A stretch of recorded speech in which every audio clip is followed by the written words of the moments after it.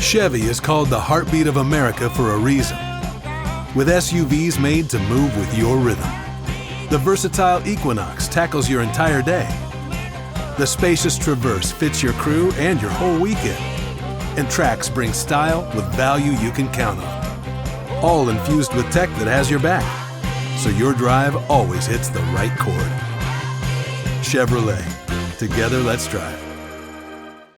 This summer, say I do. I am marrying a stranger. Like never before. Am I crazy? It's a whole new Married at First Sight on Peacock. Thank God I woke up in love. With new experts. My name is Dr. Lisa. My name is Paul Brunson. More couples. This could be the start of a very successful marriage. And more surprises. Or maybe not. Everything is just not enough. You're a little bit crazy. I don't know what's gonna happen. I want my fairy tale ending. Married at First Sight, streaming July 12th, only on Peacock.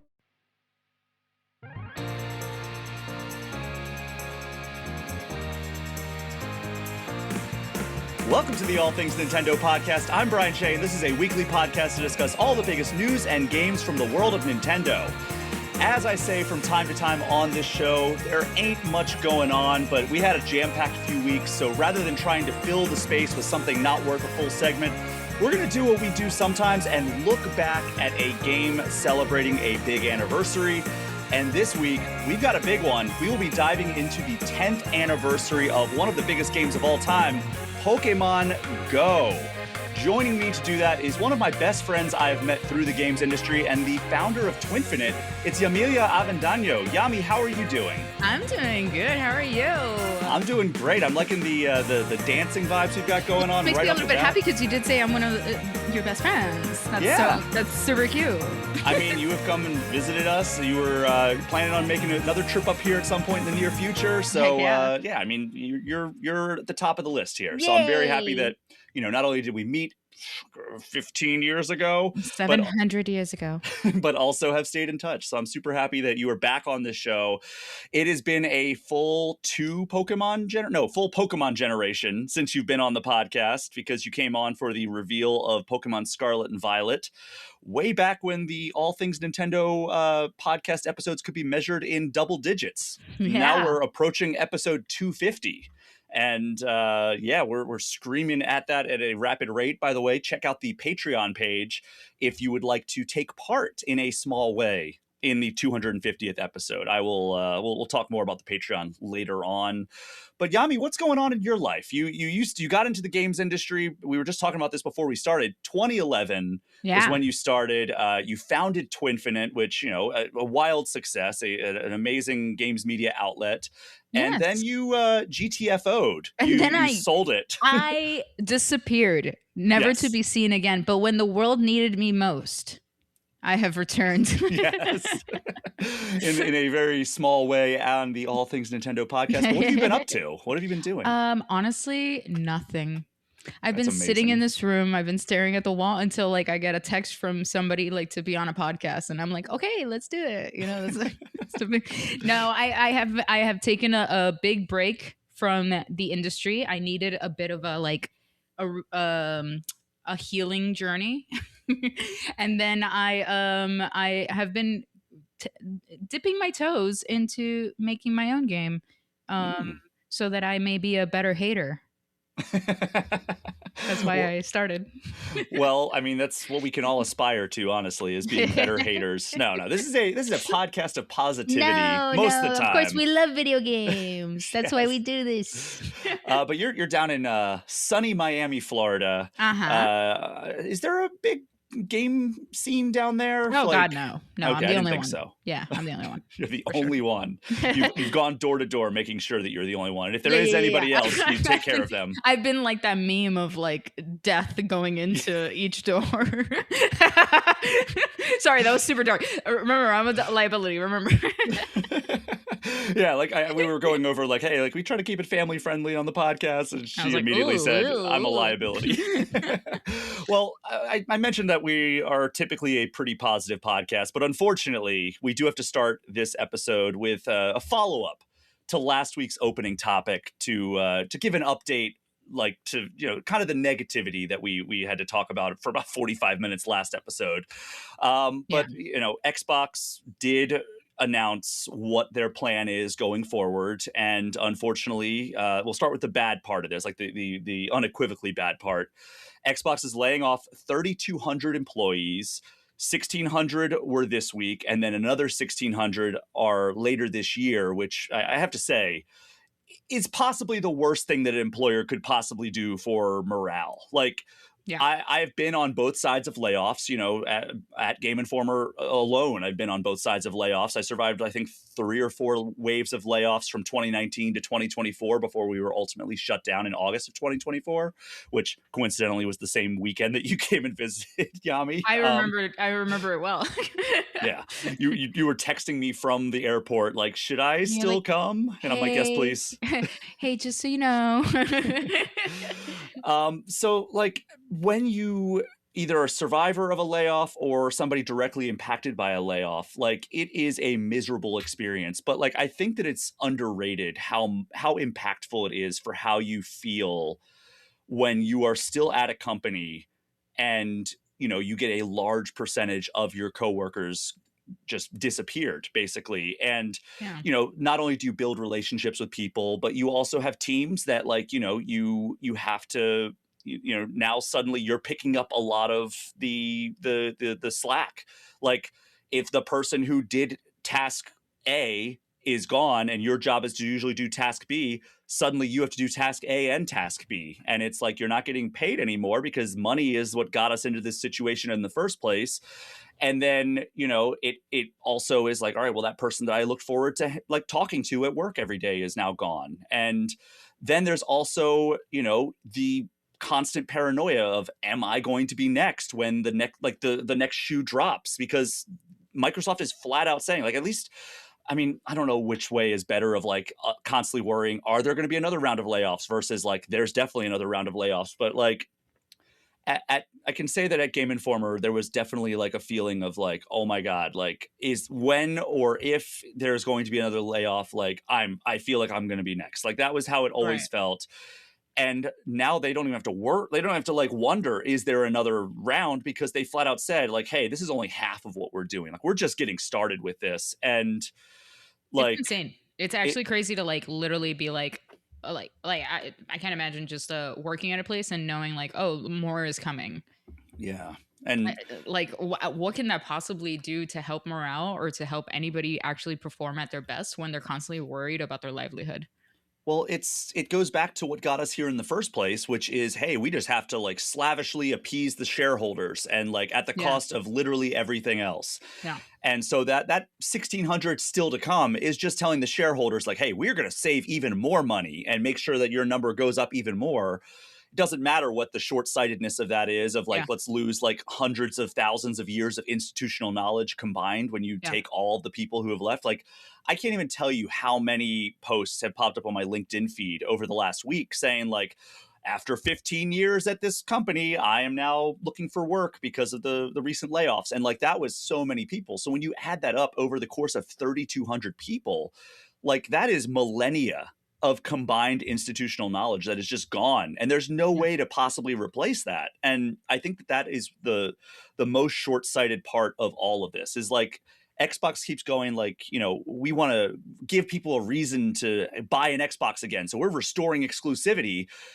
But like all the studios that made those exclusive games are now going to be operating at like half capacity or some sort of hindered state. Yeah, it's like who's gonna make the games? To what end? What are we doing here? When we care more about money than we care about the art that is being created, then we're just like, what's the point? There's better ways to make money in the world. let's cut it all out. Let's just stop doing games then. Like I thought the point was to make art and to make something awesome, but it seems like it's more about the bottom line of the dollar these days. I'm furious by it from a consumer perspective, from a fan of video games, from somebody that knows people that have been affected, from somebody that likes good business. I think this is bad business. I don't think this is completely missing the forest for the trees. Like, oh yeah, let's cut. And by the way, I think it's a little bit, now you got me on a soapbox. I think it's a little wild that you have that many people to cut and you couldn't make something out of your business. I like you have this many people and you couldn't do it. That is like wholly mismanaged. I'm shocked by what's happening with Xbox. Yeah, and I actually sat down with Matt Booty, who is the chief content officer and, you know, basically the head of Xbox Game Studios. And I was just like, look, like, what happened with the initiative? What went wrong with this super studio that you founded under the Xbox banner to reboot Perfect Dark? Like, you know, a beloved IP that has been dormant for a very long time, but like, you know, something awesome. Recognizable. People love it. People love Joanna Dark. And then like you had all this amazing talent and you couldn't put out a game. What happened? And he declined to talk about it. Like he said, well, out of respect for those affected. I'm like, that's kind of a cop-out answer. Like you can read the full interview that I had with him where I think it was maybe not the type of interview he was hoping for coming out of a showcase. He's but like, please glaze me up.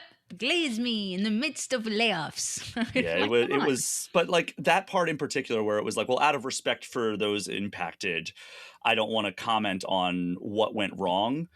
It's like, well, out of respect for those who are impacted, like I think that they deserve better management, candidly. Like, and that's what the frustrating part is it's never, I mean, never, I'm not gonna say never. It's rarely the people who set these companies down these paths that are the ones that face the immediate consequences. Right. No, of course not. Yeah, it's the workers, the people who they see as a number on a spreadsheet that get cut. And then, you know, when Game Informer was shut down, that was something like, I want to say like 16 people whose livelihoods just vanished. And it was an absolute nightmare to try to like navigate that with everybody collectively. This is 1,600 people in one single day. And I know that Microsoft is a substantially larger company than Game Informer ever was, obviously. Like, it's one of the biggest corporations on the planet.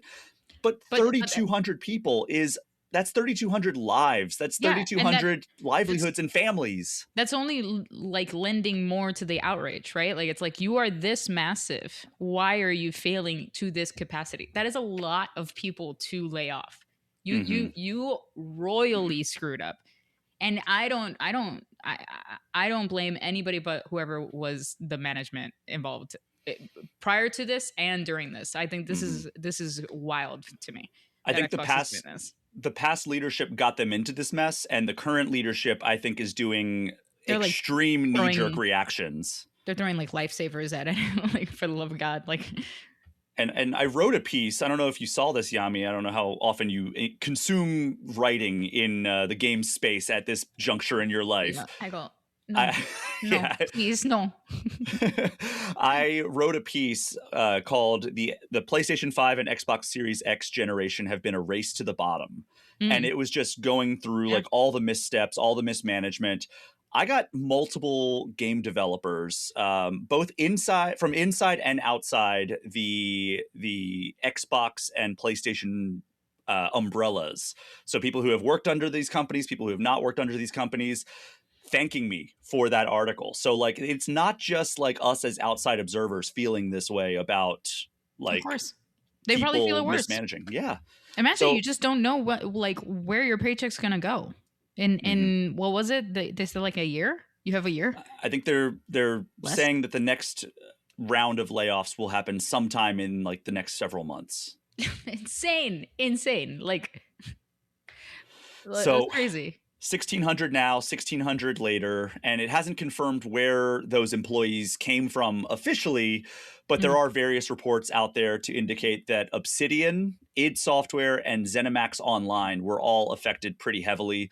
And there was one report that said that id, the developer behind Doom, which recently put out Doom the Dark Ages, and this week put out DLC for Doom the Dark Ages, lost about half of its staff. And then Obsidian has been, you know, one of Xbox's most prolific studios. It lost about a quarter of its staff, according to this report. And then according to a separate report from Jason Schreier at Bloomberg, it is now pivoting, Obsidian, from developing a sequel to Avowed, as well as other unannounced projects, to making a new Fallout game. So yeah, good news that we're getting a Fallout game, but like it's just Xbox has been on this kick of like, all right, we need to rely on our big IP. You know, we have Halo and Gears of War putting out either a remake of Halo in Halo's case or an all new prequel game starring its, you know, main characters from the original Gears games in Gears of War E-Day coming later this year. And then it seems like they are just like, nope, anything that is not our major IP, we need to make this, like, we need to cancel that and get back to like making like games like Fallout instead of Avowed, which Avowed was great. Like I loved Avowed. I think people were really hard on it for no reason. I also think marketing is at play here too. I think that, like, for example, when they do something new, like South of Midnight, I like nobody plays it. There's not enough backing it, you know, like I think there's just missteps all along the way. And I think that also there's this greater topic of or discussion to be had about, are games becoming too expensive to make? Mm-hmm. Are we like taking way too long to make them, having way too big of teams? So the expectations of profits are like astronomical and you're just not going to meet them. Because that's probably what's going to end up happening.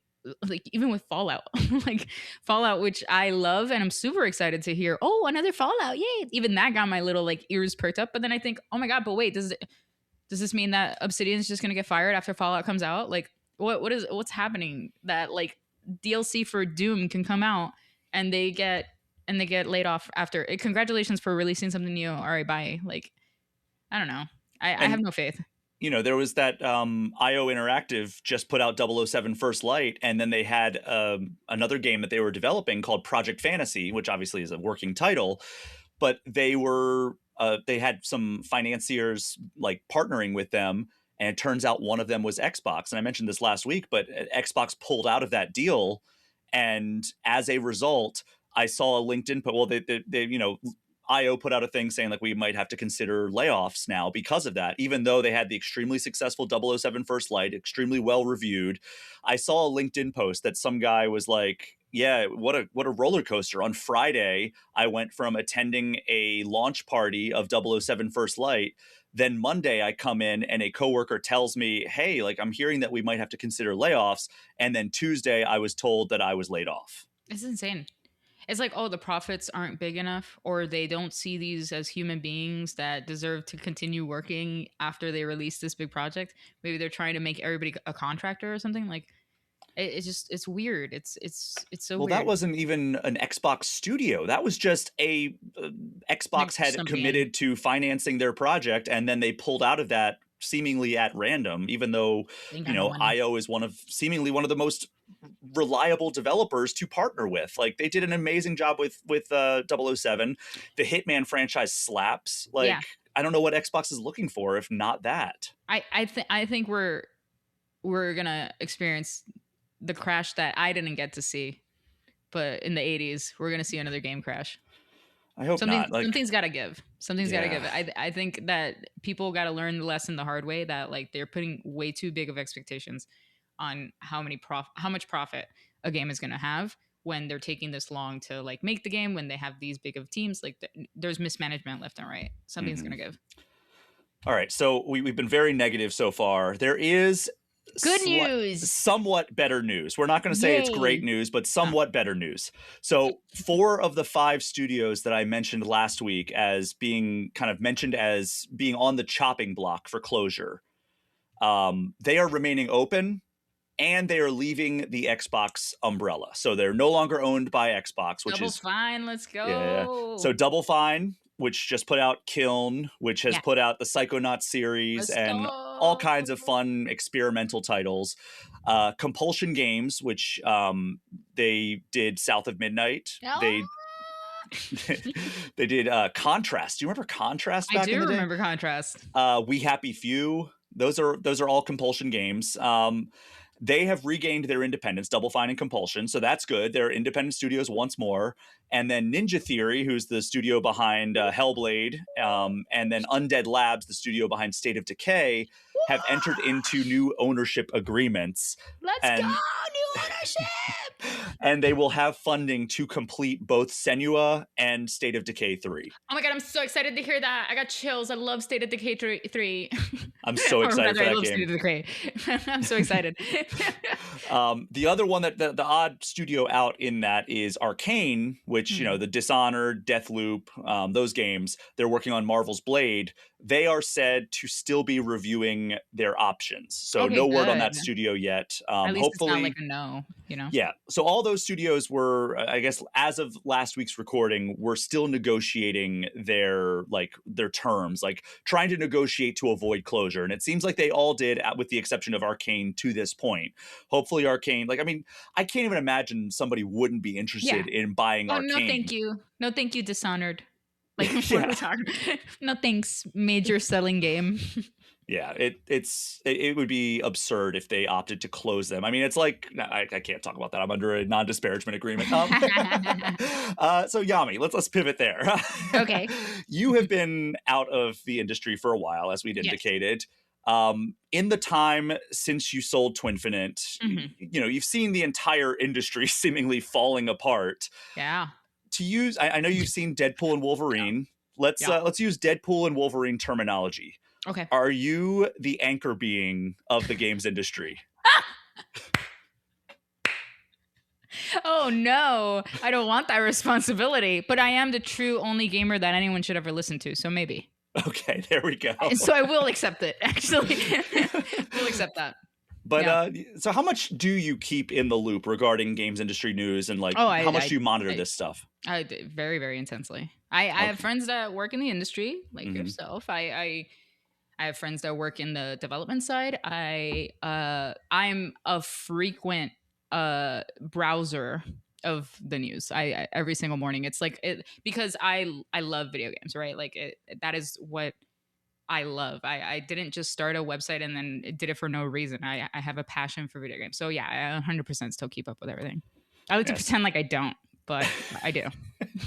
It's hard to completely ignore your favorite hobby, it turns out. Yeah. Even if you make a career out of it and then ruin the hobby for yourself for 10 years and then have to learn to love it again after you leave. So, how do you take in all of this kind of doom and gloom news and still love the industry as much as you do? I think we all have our own ways of coping with this. Well, because the thing that I always loved was the games themselves. I think games are art. I think they're a way for humans to express XYZ thing. They are something that advances humans in a creative way. I love video games, and to be honest, a lot of my love does stem from the people that make them, the people that enjoy them, the community, the togetherness of them all. Pokemon Go did a great job with that. And these days, I feel like indie games are saving the industry a lot. I get a lot of joy from a ton of indies that come out every single day, basically. What's one you've been playing lately? I have been upset. Well, first, it's not. It's actually not an indie game. It's actually Call of Duty. Oh, it's actually I play. It's this little indie game called Call of Duty. So recently I finally beat First Light. Oh, I'm so close to the end. I'm so excited. Loved it. I said, "Oh, finally." A white man protagonist. We needed a third person over the shoulder action adventure game, No, but I am a sucker for it. I'm not gonna lie. I love Uncharted so much. So First Light brought me so much joy, especially this wisecracking main character and then me hoping that he gets with Moneypenny. It's all there. It's all there. The whole package. And I mean, IO just did such a great job with that. We can talk about that game because it's coming to Switch eventually, they say, or Switch 2. I also have been. Let me look at what I recently freaking was playing on Steam, because that's another thing that I play so many things every single day, and now you're like, oh, what are you playing? And I'm like, I don't know. I've never played a video game in my life, actually. Well, there's this one game called Town to City that I'm obsessed with on PC. You basically make a town and you grow it up. And I love video games. I play them every single day. If anybody needs to see my credentials, just add me on any platform and you'll see my trophies. Gamer cred. Yeah, you'll see my gamer cred. I don't got to prove anything to you, right? Have you checked out, since you were on All Things Gamers right before it stopped its first run, which is the Patreon supported show. Yes. Did you ever check out Paralives? Because the episode showed up on was the Sims episode. I know you love the Sims franchise. Oh, not only did I check out Paralives, I'm in Paralives. Oh, wow. You might find me as a random NPC on the streets. Well, I will look forward to that. Not even kidding. Because I have not fired it up yet. I have it on my PC, but I have not checked it out. So I'll have to look for the rest of the neighbor Yami. Yes, I like it a lot. I think that it's a really strong start for a possible competitor to The Sims. I think they've done a really good job with the small team that they have. It's got a good promising start. Well, I will look forward to playing that. Unfortunately, not coming to Switch 2, so we're not going to spend too much time on that. But no, we're talking about Switch, all right? We are. But first, before we get to the news, a reminder that this show is brought to you by the fine folks who support me on Patreon. Without them, this show literally would not exist. You can get access to the community Discord for as little as $3 a month. We are talking Nintendo and doing occasional community nights all the time over there. You can join that for just $3, but there are also $5 and $10 tiers to get you early and ad-free episodes, plus shout-outs at the end of every show. I've also recently restarted the aforementioned All Things Gamers. It's a semi-regular extra podcast that goes out to $10 patrons whenever I have something non-Nintendo related that I would like to talk about. If you want to be part of the group that keeps this show going, head to patreon.com and search Brian Shea or All Things Nintendo. All right, Yami, so only a few news items to get to this week. How up to date are you on the Crimson Desert fandom? Not at all. Okay. So this is thanks for the dramatic pause there. So it's from South Korean developer Pearl Abyss, and that's the studio from Black Desert Online. Yes. And the game came out earlier this year to, I would say, average to slightly above average reviews, but it definitely has developed this cult following around it. Yeah. It's to me, it's Assassin's Creed Valhalla. A little bit. Yeah. It's one of those games where it's like you can do so many things and it's just a vast world, and there's all these different weird simulations that you would never anticipate. Like you could clean a chimney. There's all kinds of different things you can do in this game, and completely ignoring the story. It's been one of the most played games, regardless of your opinion of the quality or the enjoyment of that game. But I loved it. Don't put me against these people, this fandom. I don't want them at my door. I thought it was great. I've not played it. So I'm not passing judgment. I'm just reporting on the Metacritic score. Okay, I'll say it was good. It was good. Okay, well, it was good. Well, Pearl Abyss has said they are currently investigating bringing the game to Switch 2. Let's go! Which honestly, I don't know how they possibly could, given how technically demanding Crimson Desert is.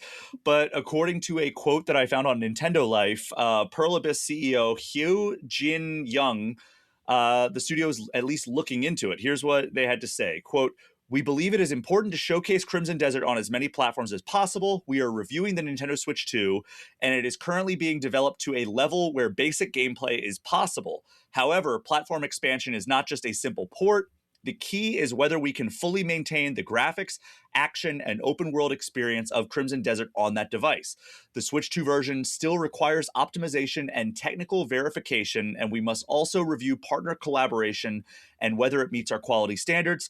Therefore, it is difficult to confirm a release schedule. We will announce it transparently once there is confirmed information."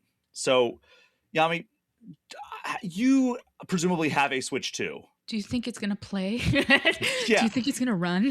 Has there ever been a game where you were just blown away? Like, how does this run on a Switch or Switch 2? to like wild to say it, but probably like the open world Zelda games, like Yeah. because I do kind of think like what's in there is just one gear that's like slowly turning and then like fumes are coming out, like so I am always shocked by that. But Crimson Desert is very interesting because that is a huge game, so that's interesting. Isn't technology is great, the way that we could just do that, put in a little device and it plays. That's Just cool. have a little guy that you carry around with you. Yeah. Well, hey, people are going to be really happy that having that game on the go, if it works well and it like runs okay and it's optimized, like that's badass. That would be mind blowing. Yeah. Like I've heard developers say that like having Tears of the Kingdom run on the Switch 1 is like basically technological wizardry. Like the fact that you can like jump from the Sky Islands down to like the depths. That's immediately what I thought of, like the intro to Tears of the Kingdom, basically. Yeah. So, I mean, we'll have to see if Pearl Abyss is able to pull it off. If they are, that is impressive AF, because that would be amazing. This summer, Prime Video takes you back before Legally Blonde, before law school, and into the world of Elle Woods in high school. Set in 1995, this Gemini vegetarian knows exactly who she is until her family moves from Bel Air to Seattle. Packed with iconic fashion, 90s nostalgia, and a throwback soundtrack, Elle proves one thing: law school was hard. High school was harder. From the world of Legally Blonde, watch Elle, a new original series only on Prime Video. Watch now. So, Yami, I know that you are one to occasionally fire up some retro games. Oh, yeah. Have you played any recently? So I don't have it next to me, but I bought the Ain Thor specifically for retro games. So yes, I have. Because you know what? I found out about a website called Retro Achievements. Oh. And they basically give retro games achievements. Oh my God. So you're an achievement / trophy person. Absolutely. I'm not even going to deny it. Yeah. If a game doesn't have achievements, I actually question why. Wow. So do you want Nintendo to add achievements to 100%. Oh my God. Wow. Yes. Resounding. That's controversial. Yes. A resounding yes. Like just at least for me, put something in there. What is it about achievements that gets you? I don't know. I know it's weird because I obviously I grew up with gaming. I grew up with the Nintendo, the Super Nintendo. No achievements there, but yet I was like, I don't know. The second that they got introduced with the PlayStation 3 or Xbox 360, I was like, let's go. I'm gonna get them, and I'm gonna have like the bigger score, and then anybody that's on my friends list is gonna see that I'm better. Well, it's one of those things where it feels intentionally designed, almost like a mobile game or like a casino game, where it's like it flashes a little thing on your screen. You did something cool. It makes a fun little sound that like tickles your brain. 100%. And like that's probably it got me. When I was doing 007 First Light last night, like I guess I shot a guy and killed him while he was like readying to throw a grenade, and that gave me a trophy. And I was like, oh, that's cool. But I wasn't like, oh, what else can I do? Like, it's very rare that I will look at the trophies and be like, all right, what else can I do? The only time I will do that is when I'm like, I think I've done everything this game has for me. And then I look and I'm like, wait, I don't have all the trophies or achievements. And then I use that almost as a guide of like, okay, what did I miss? Like, that is the main value for me. But yeah, it does feel good when you get that little like pop up on the screen. It's the first thing I check. Oh my God. Because I want to make sure, like, for example, you can hack the grenade, and that's another trophy. Oh, I did not know that. Hack the grenade after it's been thrown. Wow. Well, now we're learning things about 007 First Light.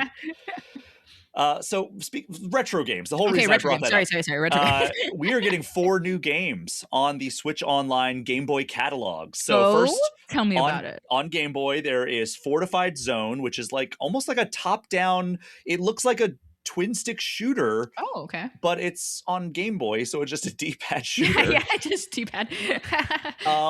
It looks kind of cool, actually. I've never heard of this game before. Yeah, I've never heard of it either. Then there's Wario Land, Super Mario Land 3. Let's go. Yeah, that is a big one. And then the Sword of Hope 2, which looks like it is kind of like a text adventure game almost. Like kind of dungeon crawling, like menu based RPG with some minimal graphics. So that's cool. Yeah. And then on Game Boy Advance, we are getting one game, but it has an and in there. So I don't want to confuse it. It's Dr. Mario and Puzzle League. Ah, okay. So Yeah, that looks fun. So if Yeah, you played that's good. Pokemon Puzzle League, it seems like it's similar to that, but Dr. Mario themed.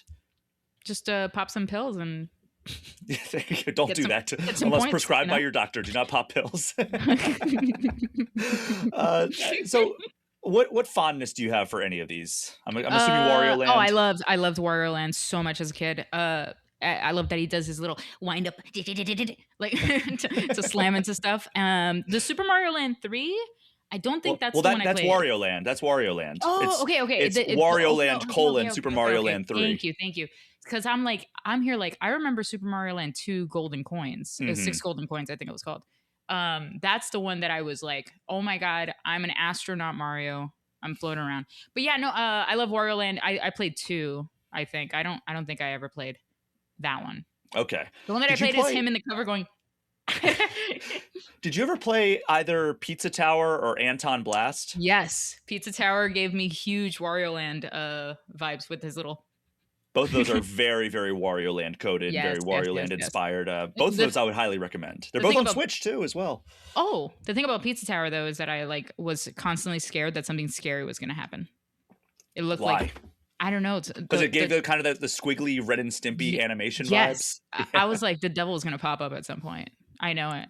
Well, in Anton Blast, that is actually the main antagonist, is the devil. He steals all of your alcohol, and you get upset because you want your alcohol, and you go on a rampage to get your booze back from the devil. That's fun. That's just fun. See, that's the type of fun that you could get into with the wackiness of like these smaller titles. Yeah. So those 4 games that I mentioned are available now if you have access to Nintendo Switch Online, Game Boy, or Game Boy Advance catalogs. Cool. Hopefully we get new GameCube games soon, because like I've been a little underwhelmed by the GameCube offerings on Switch 2.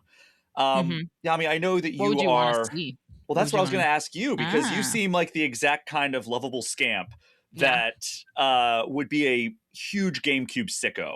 Oh, I was a Nintendo sicko for most of my life, yeah. But GameCube in particular attracts a certain type of sicko. That's why I'm not that much of a deviant. But it's because I was poorer, so I literally only had a GameCube and like 3 games. But, okay. so I couldn't. I wanted to though. So here's what we have so far on the Switch 2 GameCube. Yes, please. I was literally going to look it up. We have Chibi Robo, Fire Emblem Path of Radiance, F-Zero GX, Luigi's Mansion, Pokemon XD Gale of Darkness. Oh my God. Soul Calibur 2, which, that version has Link as a character, which is awesome. Yeah, I love that Super Mario Strikers, and Legend of Zelda Wind Waker. So, it's lacking a hell of a catalog. Yeah, it is. Like, would you have a pie in the sky edition that you would love to see there? X-Men Legends. Easy. Really? GG easy. Why that? Yeah. What do you mean?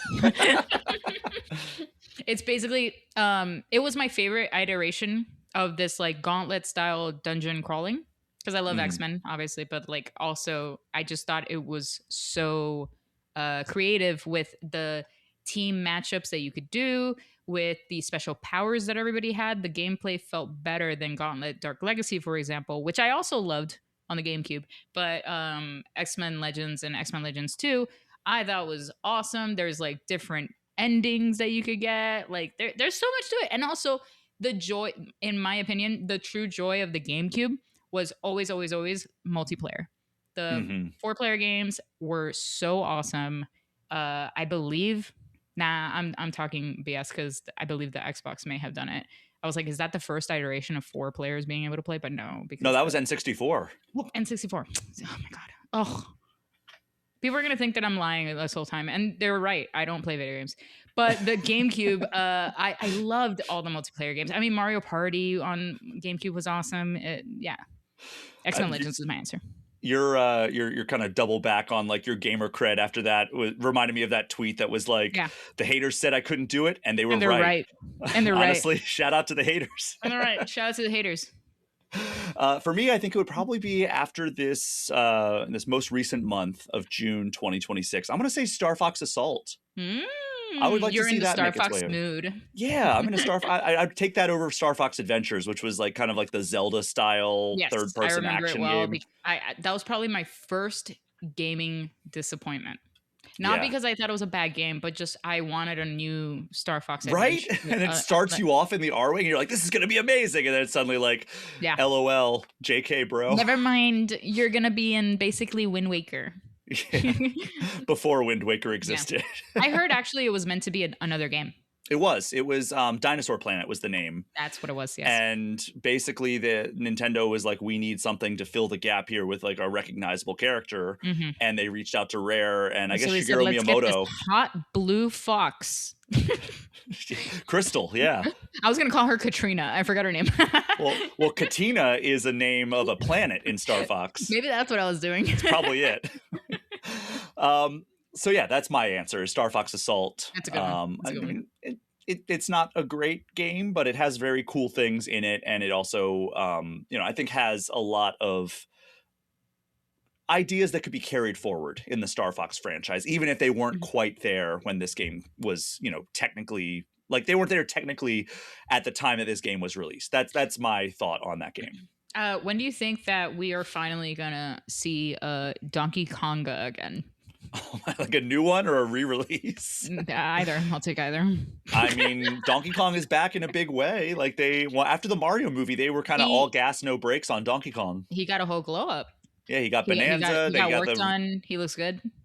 Yeah, and they put out Mario versus Donkey Kong. They put out Donkey Kong Country Returns HD. So like they've done a lot with that character since the first Mario movie. You're ignoring his musical roots. Ignoring the true potential of Donkey Kong, Donkey Konga. I know there's a lot of like diehard fans of that game, and I'm a rhythm game fan. So like I played it very briefly because my little brother, who's 7.5 years younger than me, had Donkey Konga on his GameCube, and I played like a couple of things, and I'm like, I was such like this is not Donkey Kong Country. I want a real like Donkey Kong Country style game. So I kind of ignored Donkey Konga, but I would like to try it again. I wonder if like they would ever thinking about it now, like another game that I would love, a specific first party Nintendo title that I would love to see. Animal Crossing the original. I wonder if they would ever do that. Like just put it out on the GameCube version? Yeah. I mean, yeah, the problem, the weirdness there would be that like you could unlock all of those retro games, and it's like, would that play, like, would you be emulating emulation at that point? And would that make it, would that bring up any problems in the way that they emulate these games? Or would it be like, yeah, you can play this game. It would open in the NES like library. Like there's some weirdness there with that, because that was like one of the main draws of that game, which by the way, for people who don't know, Splatoon and Animal Crossing created by the same guy. Oh, I did not know that. Actually. Yeah, it's cool.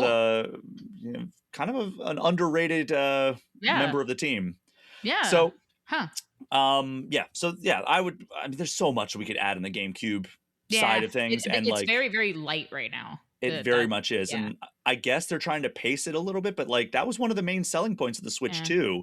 And when you combine the lack of GameCube support with the lack of Mario Kart World DLC, that it kind of feels like we're looking forward more than we're looking backwards, which I understand, but like I would love to see them support these games and these initiatives that they seemed to indicate they were going to support.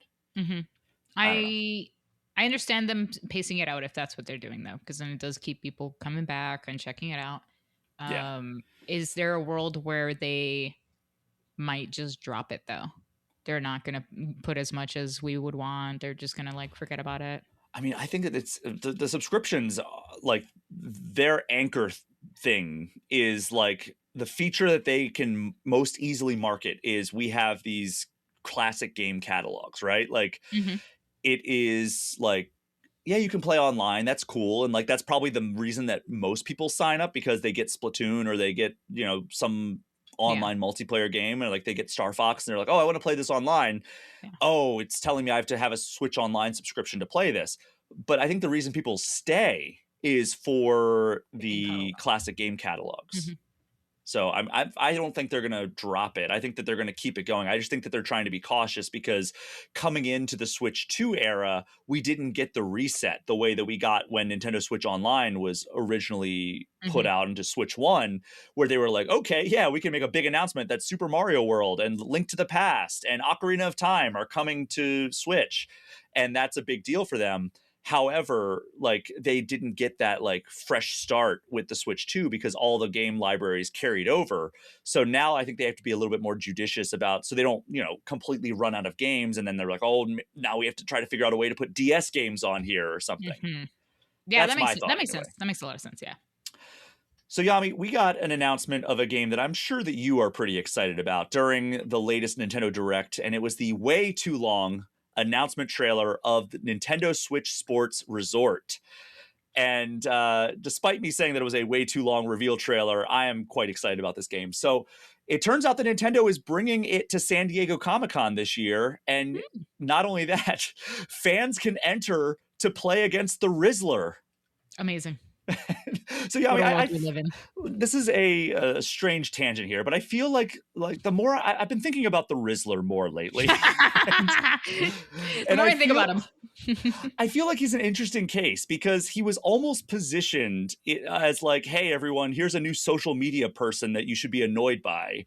But now, like every time I see him, he seems like this super nice and super thoughtful kid. And like, I feel like he's become kind of like a social media darling. So I know next to nothing about this boy, but everything I learn is against my will. And is he the one that goes boom, boom? No, that he was a spin-off character. Oh, he's a spin-off character. The Costco guys. Yeah, the Costco guys started, and then I think, again, I am not super plugged into this either, but from my understanding, he was like a neighbor kid who like started showing up in their videos, and they're like, hey, it's the Rizzler, he's here. And like, he was kind of positioned as like an antagonist at first. Villain. He's the villain, the Rizzler. And then he joined, I don't know. And then now he's become like, I feel he's like his own character. Bigger. He's an anti-hero. He's like, he's the Punisher. Yeah. He's the Punisher. He got bigger than the comic that he spun off of. That's awesome. Exactly. So yeah, if you want to play the full game of Nintendo Switch Sports Go against Resort, the Rizzler and beat a small child in the competition. Humiliate him in front of a crowd at San Diego Comic-Con. Make him cry. So that is sometime this month. I don't know. But like if you're at San Diego Comic-Con, it sounds like they're just going to be able to, you enter essentially a lottery and they choose people at random to come up on stage and compete against the Rizzler in Switch Sports Resort. But the full game's coming out October 22nd. Hey, why not? Exactly. Why not? So Yami, speaking of October 22nd being the release date of Switch Sports Resort, I have a theory. Oh, yeah? I think The Legend of Zelda Ocarina of Time remake is coming out in November. Oh. Nobody wants to release their game in November because GTA 6 is going to take up so much oxygen. Absolutely. But Nintendo has always kind of operated in a manner that they seem completely insulated from... Yeah, they don't pay attention to the competition at all. Exactly. So, and not only that, but if there is any game in the world that can kind of go toe-to-toe with the biggest release in probably entertainment history, it is Ocarina of Time. Like, I think people would still buy Ocarina of Time. What? I think no. You don't think Ocarina of Time can do it? I love Ocarina of Time. It's my favorite Zelda. But, no way. It's not going to go toe-to-toe with GTA 6. Okay, maybe not toe-to-toe, but I think it could survive in a world for sure. alongside it. Whereas, like, a lot of other games, like we saw it with Hollow Knight Silksong. When that got announced for early September, all these developers were like, LOL, we're delaying our game. And then they delayed their game straight into the oncoming train that was Hades 2. Yeah. Completely unknowingly. But, like, Nintendo has kept what is largely a monthly cadence of first-party releases for a pretty long time now. And, we're pretty sure that Ocarina of Time isn't coming out this month. Plus, we already got Rhythm Heaven and then Splatoon Raiders is coming later this month. And then, we don't have anything in August. I think Splatoon Raiders might kind of take that August slot, even though it's coming at the end of July. We do have Elden Ring Tarnished Edition coming in August, but that's not first party, but maybe that counts. But then September, we have Fire Emblem Fortune's Weave. October is Switch Sports Resort, which leaves November and December as the only months that Ocarina of Time can come out. I think Nintendo, they did the Dragon Quest Monsters game that they announced at the Nintendo Direct as coming in December, which they always release those games in December for some reason.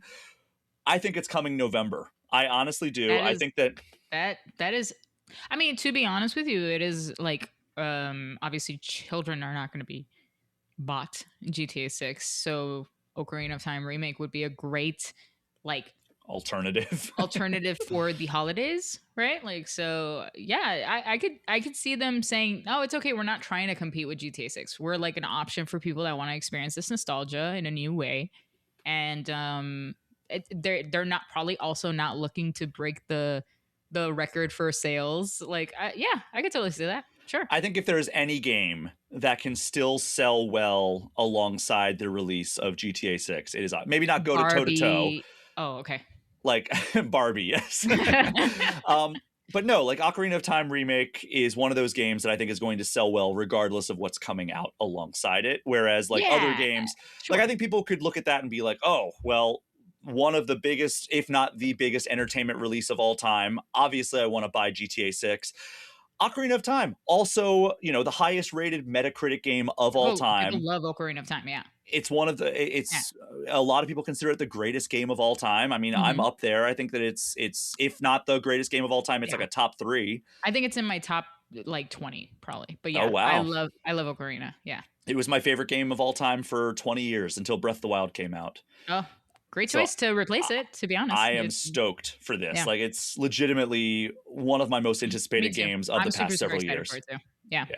I think the character models look great. I think that they're doing a lot of things. Based on the limited information that we have, Ocarina of Time remake. If you want more on why we're so excited about Ocarina of Time later this year, go listen to, I think, 3 episodes ago when I had Camille Salazar-Hadaway and Brittany Brombacher on, and we just gave all of our nerdy theories and wish list items for what this game hopefully will turn out to be, may turn out to be, probably won't turn out to be, because we went in deep. But as somebody in my Spotify comments pointed out, spoiler alert on that episode. Sorry. Well, can I share a quick little tidbit about Ocarina of Time? Yes, please. I loved it as a kid, obviously, and I was too scared to go out into the field at night, so I basically lived my Ocarina of Time experience was Cocorico Village or whatever. Kakariko, yes. Kaka. Well, when you say it like that, we have to censor it. That's why I say Cocorico, because as a kid, I was like, Kakariko, ew. But that village was basically my home.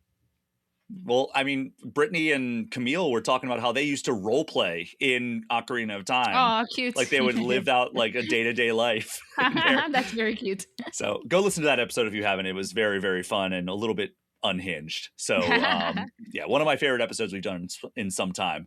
So Yami, to wrap up this news segment, we still, as I mentioned before, don't have any Mario Kart World DLC. And Nintendo has announced we're getting even less Mario Kart content because the long-running mobile game, Mario Kart Tour, is shutting down at the end of September, on my fiance's birthday, actually, September 30th. So it has been running since 2019. It's her fault. They're like, well, we can't compete, so we got to get rid of something. Something's got to give, and it's not going to be her birthday.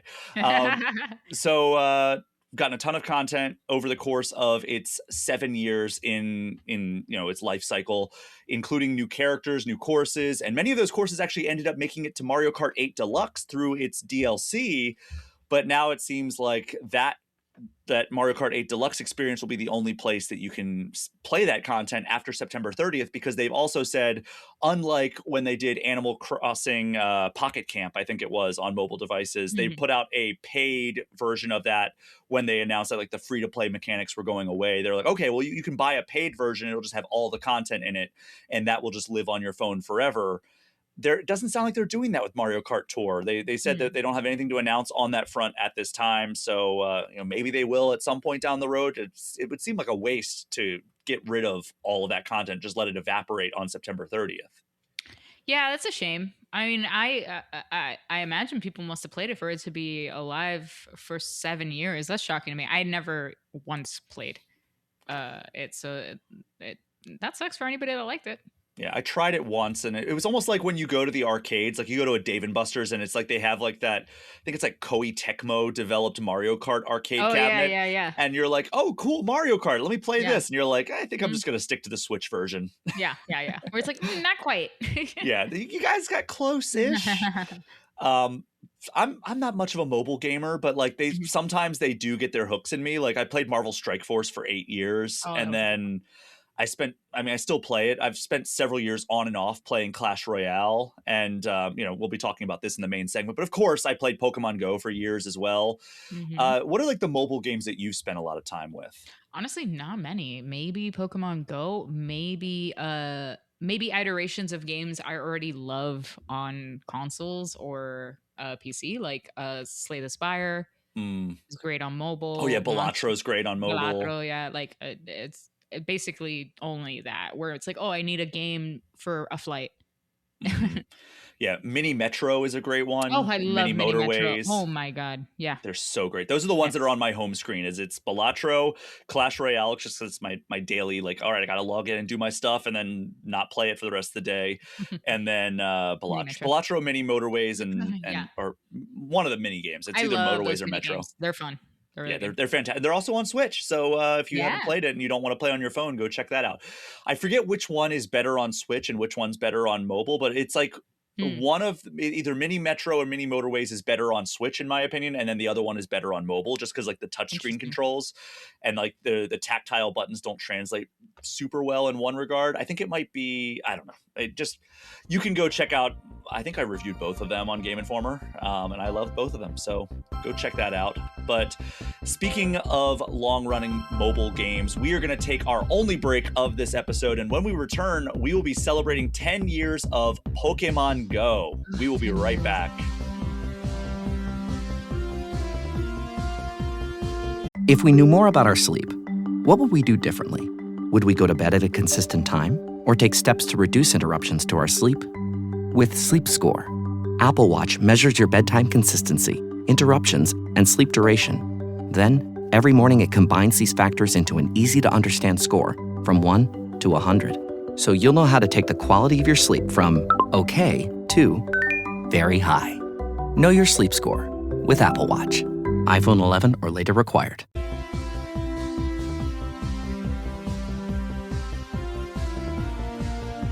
We are back, and 10 years ago this week, we were all collectively spilling unceremoniously and completely uncautiously into the streets as we desperately tried to catch a Magikarp.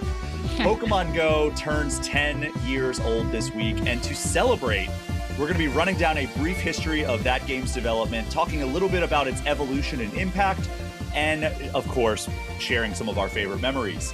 So, Yami, do you remember the first time you downloaded Pokemon Go and what your thoughts were? Yes, actually. But really quickly, I want to make sure, is my audio okay? Yes, your audio is fantastic. Okay, perfect, because I got worried about the thing. Okay, so I do indeed remember what a whirlwind, what a perfect utopia summer that was. The idea of like for an IP that everybody loves, Pokemon, and like being able to catch them on the street and they'll appear in your house and you can make them like be your little like buddy in this. Oh, what a magical time that was. It was so great. I love all the memes today where it's like the closest we ever got to world peace was summer 2016. Yes. When we all were playing Pokemon Go together. Like that was, 100%. It truly felt that way. Like everybody was like meeting up in parks at all hours of the day and night. Like over the city. We would go on walks through through downtown Minneapolis. Be like, our boss at Game Informer would come up and be like, "Hey, I'm going to go on a Pokemon Go walk for the next 20 minutes. You want to come?" Or, "Hey, there's a gym battle right down the street. You guys want to come take that gym?" And we're like, "Yeah, let's do it." And like we would just like stop what we were doing and go battle a gym down the street.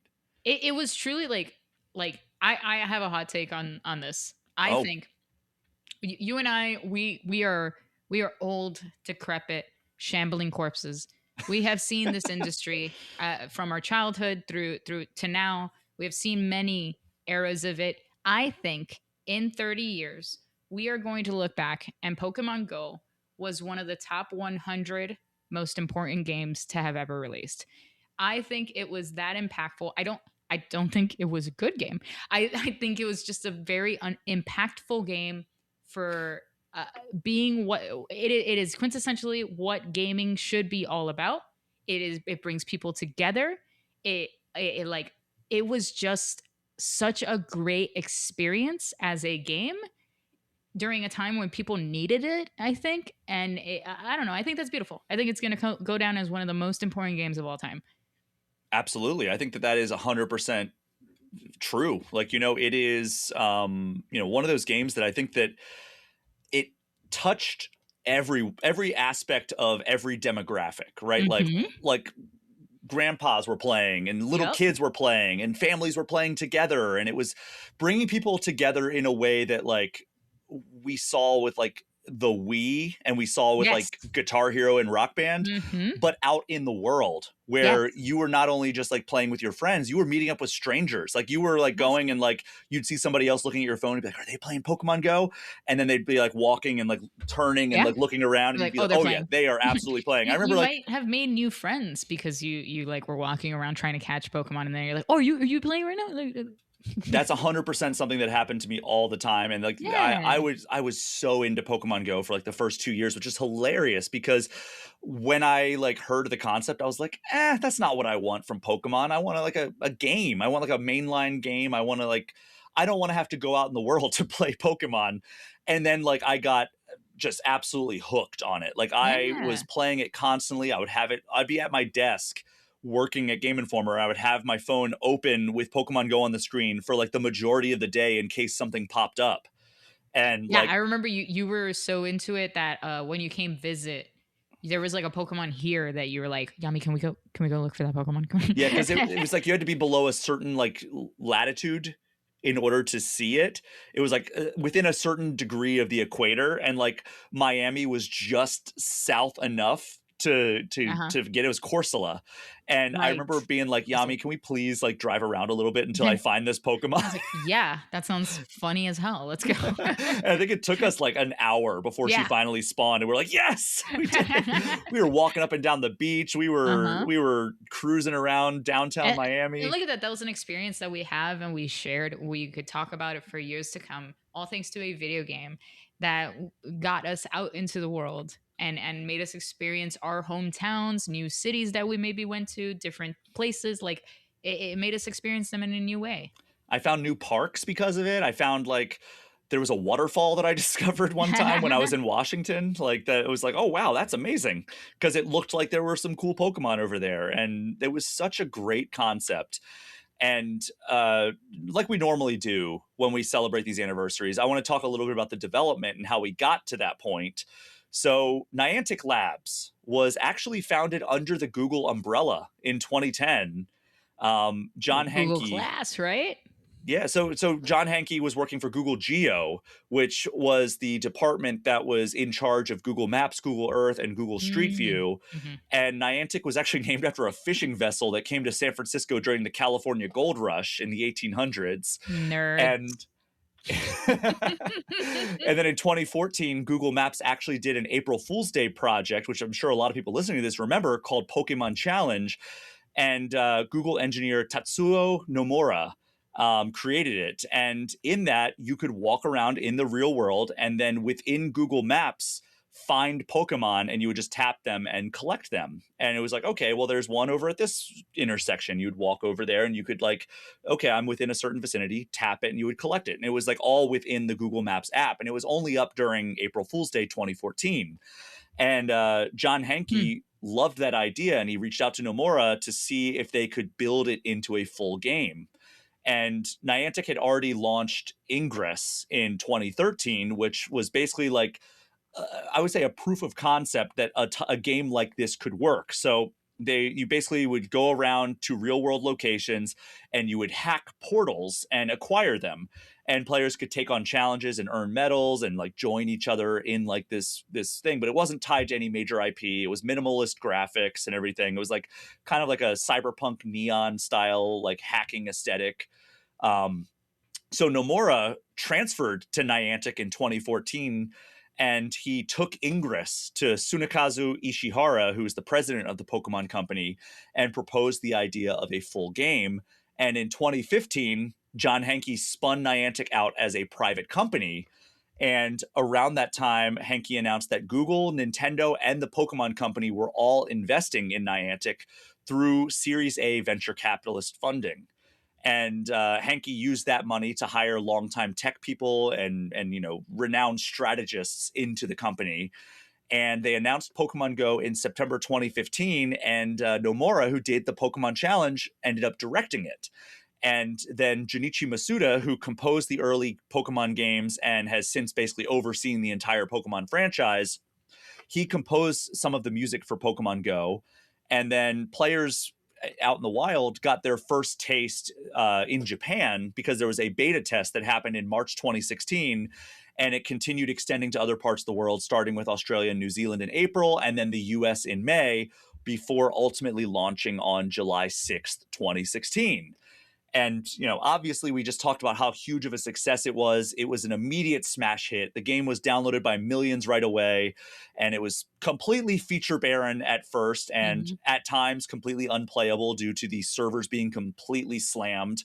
But the simple joy of wandering around like the real world, catching Pokemon, it fulfilled a certain type of fantasy that anyone who ever played like a normal mainline Pokemon game dreamt of when they were growing up, right? Like for sure, it was always like a dream of mine to have this sort of like a MMORPG Pokemon game, and this was like the closest we've gotten so far of like this real world like amalgamation of like walking around with other people around you too and catching Pokemon together. Yeah, and it was like basically what I always wanted before I learned about Beedrill, which was that I wanted Pokemon to be real. And then I learned about Beedrill, and I was like, nope, no, thank you. But like, or that giant tentacruel that lives in the sea that we all forgot about, or Gyarados, who could just blast cities with Hyper Beam. Yeah. So in the wake of Pokemon Go's success, Nintendo's shares shot up and its market value rose by $9 billion in the first week of Pokemon Go's release. And it's funny because I do remember Nintendo had like its first like shareholders call, and people asked about Pokemon Go's like the impact on its business, and they were like, well, actually, we're just like kind of a part owner of the Pokemon franchise, and we didn't develop Pokemon Go. And then their shares like tumbled, not crashed or anything, but like people were awful. Like, oh like we just need to correct you on some facts here. And they're like, oh well, never mind. Well, but it's still bye. Yeah, it did still like improve like the profitability of both Nintendo and the Pokemon Company. And a lot of people point towards Pokemon Go as the reason that Pokemon is to this day the highest grossing entertainment franchise ever. Like it beats out, look it up. Really? It beats out Disney, it beats out Marvel. Oh no, I believe that. I don't believe that it was Pokemon Go. I mean, it was by far more profitable than any other Pokemon game, like by a long shot. That's okay. And then like TCG obviously takes part of that, anime takes part of that, merchandising takes part of that. But I was gonna say, like, I think it was like this ingrained thing in your childhood, and the fact that it keeps like the Disney effect. Every new, like my baby nieces love Pokemon. Like it just keeps stacking on. Yeah, but Pokemon Go has been by far the most profitable Pokemon game ever released. Wow. It's awesome. Not even close. But like the popularity of the game did bring some unwanted attention, though. So entire neighborhoods, including mine at the time, it just so happened that the neighborhood that I lived in, the house that you visited, Yami, was one of, at launch anyway, one of the best places in the world to play Pokemon Go. Which also contributed to my excitement around that game, because I would just go for a walk, because it was a memorial parkway to all of the people in Minnesota who had given their lives in wars. And I think specifically World War I. Wow, I can't talk today. Great for a podcast. So they had at every single memorial a Pokestop, and it was like unbelievable how many Oh, that Pokemon was would just good real spawn estate. all the time, to the point that the neighbors had to complain that, like, because on community days, it would just bring the entire neighborhood to a standstill because there would be cars illegally parked. There'd be people walking and like looking at their phones, just walking Wow. directly into traffic. People would be playing at like all hours of the night. So that like the homeowners all gathered together and Niantic ended up having to nerf it, like, because there were just too many That's gyms and amazing. That's an Pokestops. amazing story. Um, I wonder how many people bought a house that year and were seriously considering a home over another one because of a Pokestop. I mean, maybe. I know that there were businesses that would reach out to Niantic and like basically beg them Oh, to make their yeah. business a Pokestop because they wanted the foot traffic. Oh, absolutely. That would have been great that year.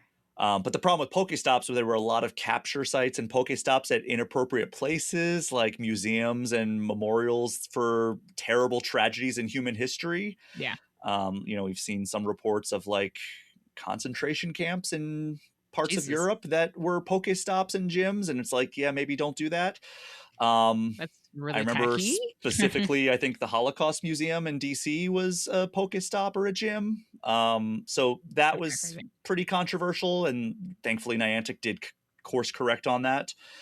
But the other problem that was far less controversial, but very highly complained about, was that players in sparsely populated areas, like people who lived out like in the countryside, there just wasn't enough going on around them. So, people were unhappy and they didn't really get a great experience. They ultimately, I think, did fix that with some of the items they put in the game and some of the Like the incense and stuff. yeah, stuff like that. And they made it so that you could actually like reach out to Niantic and like say like, hey, this would be a great spot for a Pokestop. So like, I don't know, you could make Suggestions. your farm a Pokestop or a gym or something that would then reward you with, captures and stuff like that. Mm. It also got a lot of negative attention from police for people playing while they were driving. That's ultimately That led was Niantic. no doubt a problem. Yes. So Niantic ultimately did install a thing that if you were going over a certain speed, it would say you're going too fast, like you should be walking, don't play while you're driving. And then that ultimately ended up being a huge problem for me when I would just, because I travel a lot to work. In the passenger seat, you would get that message, I remember. Oh yeah. You'd get that message in the passenger seat. If I was taking an Uber like to the airport, I'd be like, oh, let me catch some Pokemon along the way. And it's like, nope, can't do that. But we'll come back to the driving part later. I have a story about that. There were also a ton of stories about people getting injured while playing, since you often had to have the game open, you're looking at your phone while you were walking. Missing a curb. Yeah, there were stories of people tripping over curbs, walking into streets. There was a story about somebody falling off a cliff playing Pokemon Go. A lot of stuff, a lot of zany news stories about people getting hurt in pretty embarrassing ways. I know that like early on, I fell down a hill playing Pokemon Go. That's amazing. It wasn't like a full fall. It was like one of those things where I was walking and I was like, okay, there's a Magikarp down by this lake, and the lake was at the bottom of a hill, and I started walking and I was paying attention to where I was going. But it was like it had rained the night before. So like it was slippery. So I slid and I just slid all the way down to the bottom. It wasn't like the head over heels falling. Like, right. like that makes me laugh to no end. It was just kind of like a see. I was in South Beach one night and I fully walked out into the middle of the street. Granted, it is South Beach, so you're allowed to do that at any point. But I did do it without looking up. fully trying to catch like some random Pokemon on South Beach. Yeah, I mean, we did that ourselves. I think hopefully we were a little bit more responsible as we were doing it. Yeah, by that point, I think we had known the error in human ways by then. I think 2016 was like the beta testing. It really was. So Pokemon Go originally just launched with the Kanto Pokemon from Gen 1, but eventually they would roll out a new generation, typically every 9 to 12 months or so. And then through updates, players gain the ability to trade Pokemon, battle at gyms, complete challenges for mythic and legendary Pokemon, join raid battles, battle other trainers, mega evolve their Pokemon, and then you can even create in-game paths that show other players like walking routes to like cool places, or like you can go in there. I think this was like 3 years ago. They added a feature where like you could give like a walking tour to somebody. So like if you, a Miami expert will say, wanted to be like, hey, here's a way that you can walk along the beach and then end up at like my favorite restaurant at South Beach, you could do that. And it would like incentivize them for following that route. And I think you also got some in-game bonuses every time somebody followed that route. So they did some cool community stuff. Yeah. So of course, Niantic had this huge success. They went on to leverage this tech even further in games like Pikmin Bloom, Peridot, Harry Potter, Wizards Unite, and Monster Hunter Now. I never played any of them, but I did do a demo for Monster Hunter Now with Niantic, and it seemed fine. It was at Summer Game Fest that I got to play that with them. But the draw for Pokemon Go for me was always about living out that Pokemon fantasy, and you know, without that, it's catching Pokemon. Yeah, like that IP just means so much, and without that, there just isn't that much of a draw for me. No. So Pokemon Go, around the pandemic time, started asking players to scan areas with their cameras to earn bonus items. And we will come back to that later as well. So put a pin in that. To capitalize on the popularity, Niantic started hosting Pokemon Go Fest, which is a massive in-person gathering where players could meet up and they'd complete tasks and like community events towards earning rare and shiny Pokemon. And alongside those festivals, Niantic also released the Pokemon Go Plus peripherals, which let you catch Pokemon without opening the app, because a lot of people started complaining about how much it drained their battery. And then like you started seeing a lot of people, myself included, walking around with the phone and then tethered to like an external battery. And then I remember a lot of community days, my phone would overheat because it was charging and also trying to run at high brightness while I was catching all these shiny Pokemon. So I've definitely had that where like the phone just turned off, be like, nope, not doing this. Sorry. I love that they were like, all right, you nerds with your battery usage here, have this thing that's just going to auto catch it for you. I had one of them and then it stopped working. I had like the very first one and I took it, and when it stopped working and I punted it, and it went into the rafters of Game Informer's old office, where it probably still resides to this day, which is now a condo that somebody lives in, because the building owner converted our old office into luxury condos that probably very few people can afford. It's going to fall on somebody's head while they're on a treadmill one day. It's a relic from a bygone era.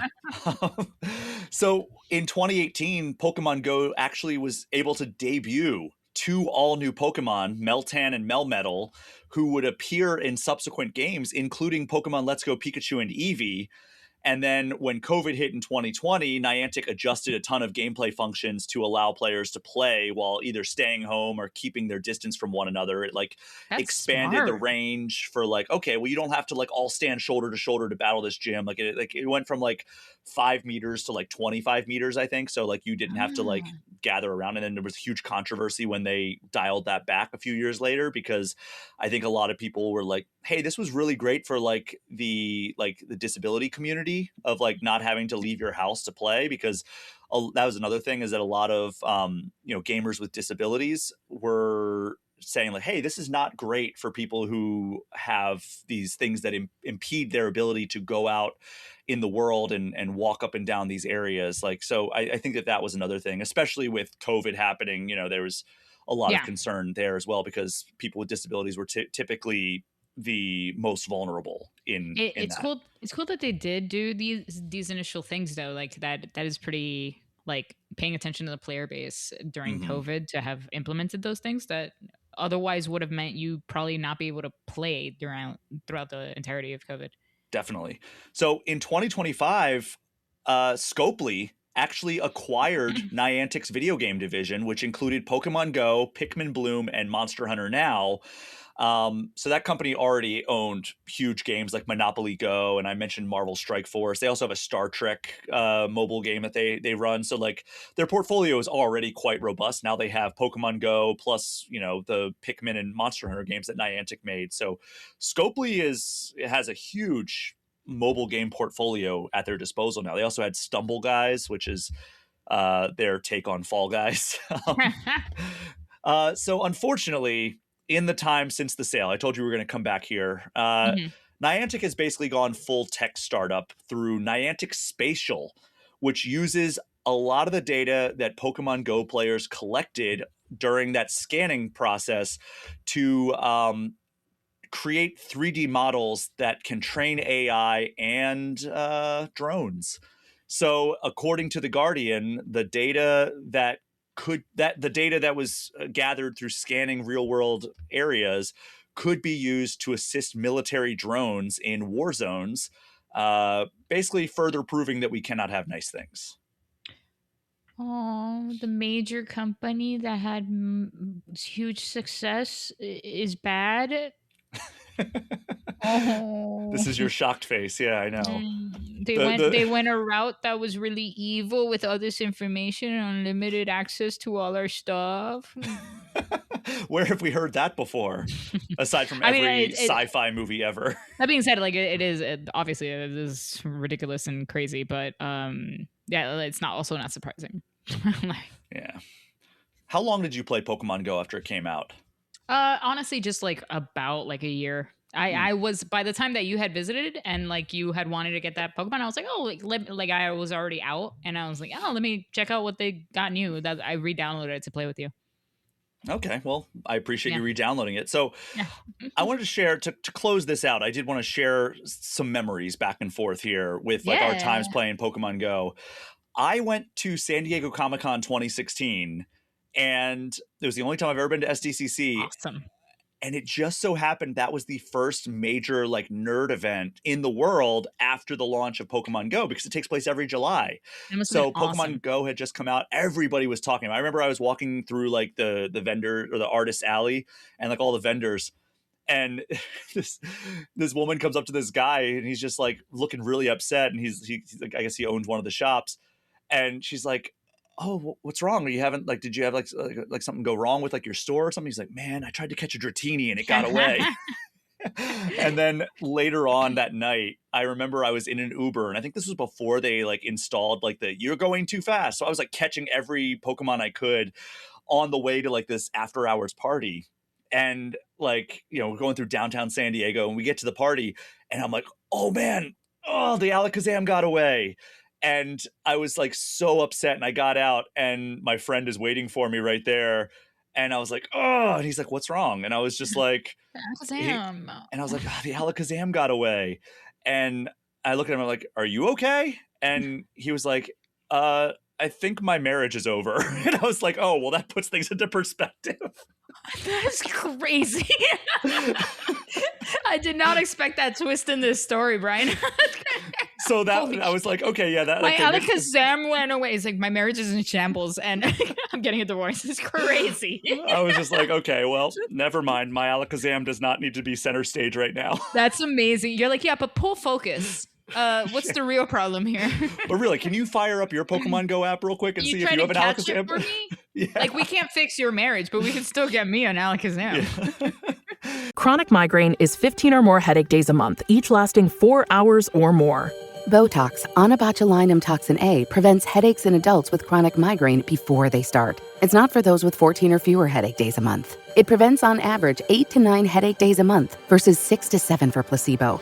Prescription Botox is injected by your doctor. Effects of Botox may spread hours to weeks after injection, causing serious symptoms. Alert your doctor right away, as difficulty swallowing, speaking, breathing, eye problems, or muscle weakness can be signs of a life-threatening condition. Patients with these conditions before injection are at highest risk. Side effects may include allergic reactions, neck and injection site pain, fatigue, and headache. Allergic reactions can include rash, welts, asthma symptoms, and dizziness. Don't receive Botox if there's a skin infection. Tell your doctor your medical history, muscle or nerve conditions, including ALS, Lou Gehrig's disease, myasthenia gravis, or Lambert-Eaton syndrome, and medications, including botulinum toxins, as these may increase the risk of serious side effects. Why wait? Ask your doctor, visit BotoxChronicMigraine.com, or call 1-800-44-BOTOX to learn more.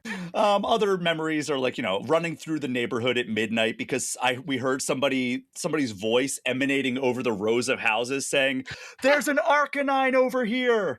And we all Pokemon. Just like, there were probably a group of 40 of us just sprinting through our neighborhood at midnight and like to catch Arcanine. I love that. I love that somebody was straight up screaming it like it's like Mortal Kombat. I was gonna say the dude riding the horse saying the British are coming. Like he's like, the Arcanine is coming. Also, I remember sprinting through a park here in the Twin Cities because a Snorlax spawned. And that was just like madness because everybody was there playing Pokemon Go. This was like still summer 2016. So like everybody was like in it. Mm-hmm. I mentioned I would bring this back to like, don't play while you're driving. I remember we were, it was just when like raids had started. And there were people who were dedicated where they would go from, and this was before they nerfed my neighborhood. So there were people who would like groups that would coordinate on Facebook to get together and go from like place to place raiding. And I remember this dude got there and he was like, as soon as we got into the raid, I remember there was like a thing where like you didn't have to be by the raid in order to continue playing the raid. So like you could join the raid and then keep walking. And this dude was like trying to like min-max the way he was like catching these Pokemon in raids. And he was like, okay, we'll see you at the next one. I'm like, really, dude? Like you're leaving like before we even do the raid? He's like, yeah. I'm just going to drive to the next one. And I'm like, all right, see you there, I guess. And when we were walking to the next one, it turns out he ran his car into a tree because he was trying to catch the Pokemon in the raid. Oh my God. So public service announcement, do not play Pokemon Go while driving. Honestly, yeah, like the amount of stories that came out that year about like dumb shit that people were doing. Yeah. It makes sense. So that was those were some of my stories. Also, I went to Pokemon Go Fest, I think the second one. Oh, cool.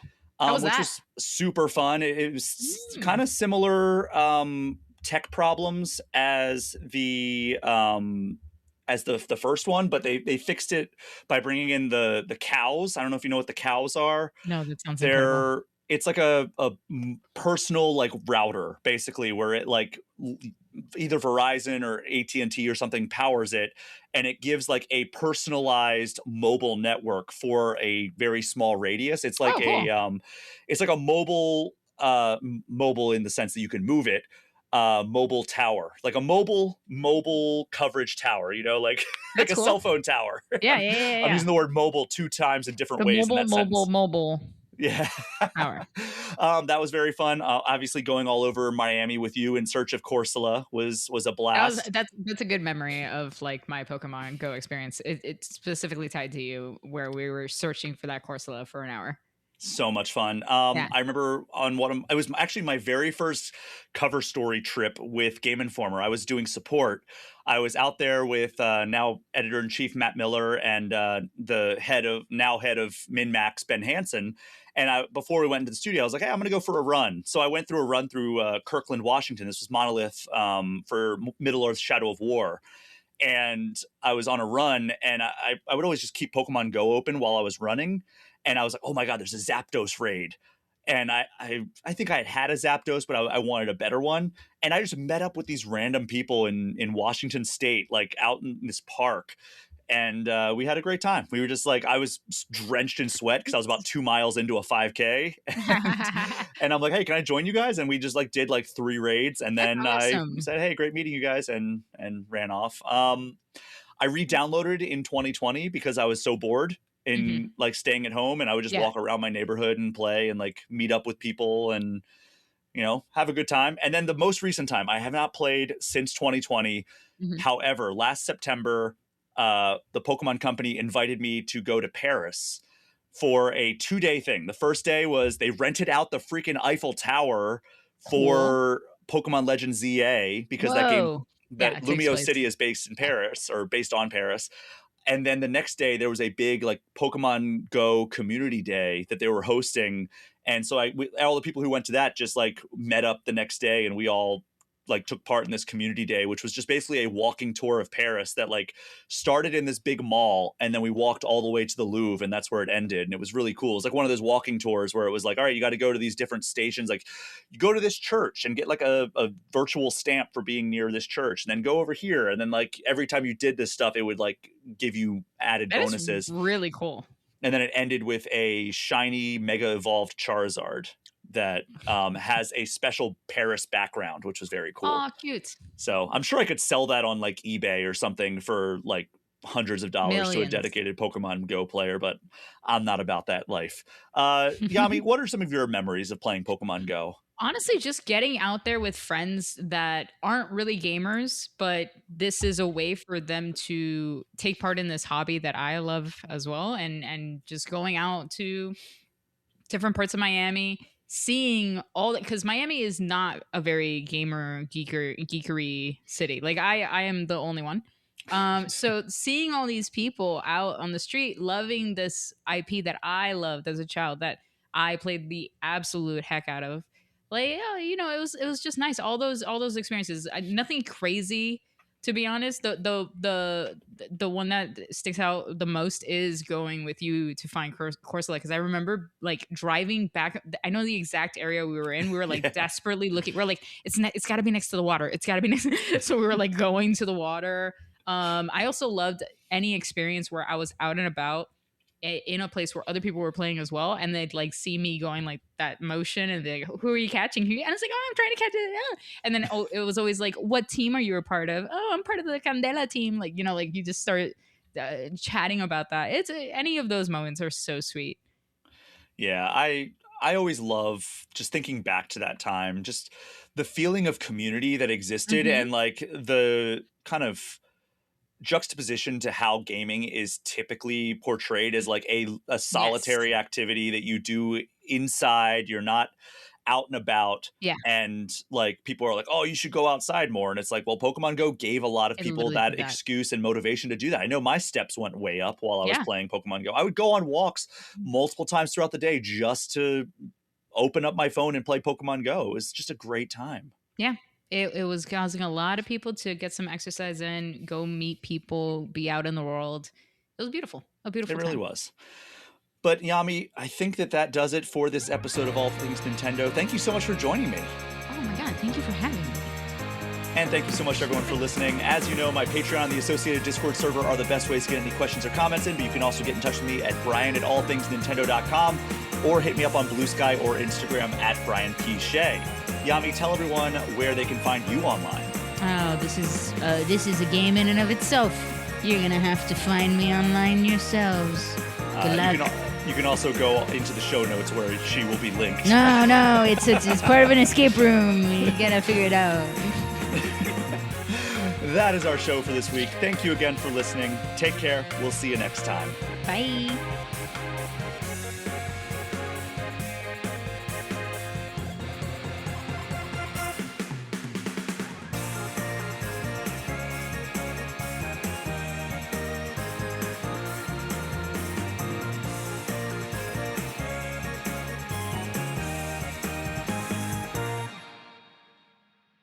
All right, everyone. Thank you so much for listening to this episode of All Things Nintendo, especially making it all the way to the end. I don't take that for granted at all. Before we wrap this up, I just want to give a special shout out to the $10 patrons of the podcast. Alex Stadnick, Ben Richland, Big Mitch, Chad Brecky, Chaps My Ass, Damian Patino, Derek Sigmund, Dusty Beeman, Ian T. Clark, Jawar Hello, Johnny Five, Jose Villalobos, Casey Radio Man, Kenny Shaw, Cody Gibson, Creeper 207, MPI Creates, Nathaniel Edison, Ozman83, Paul at Drunk on Mako, Pratable, Rob McCann, Bobby Mac 265, Robert Sosa, Roberto Nieves, Roger Reichart, Russell Sayer, Smithy Poo, Zane Sink, and Zek 3 Sword Sama. As I say every single week, the people who I just named are instrumental in keeping this show going. But if you support the Patreon on any level, it means more to me than you know. But as always, thank you for listening to this episode. I hope you enjoyed it. Hey there, I'm Hugh from Poderation. If you liked today's episode, why not check out Dice Will Roll, the queerest Pathfinder show on the planet? Join a crew of 4 friends asking you the important questions about RPGs, like, is it cannibalism to eat a polymorph chicken?